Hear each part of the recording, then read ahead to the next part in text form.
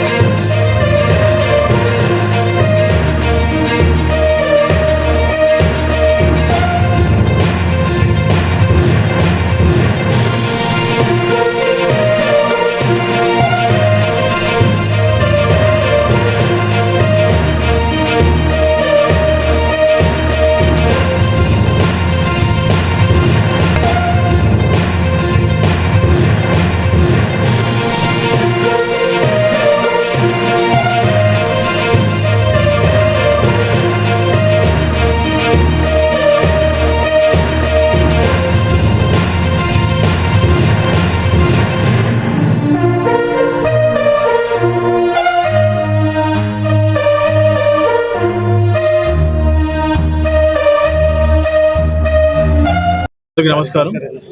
ఈరోజు జంగారెడ్డిగూడెం టౌన్లో open volleyball టోర్నమెంట్ని ఇక్కడ స్టార్ట్ చేయడం జరిగింది.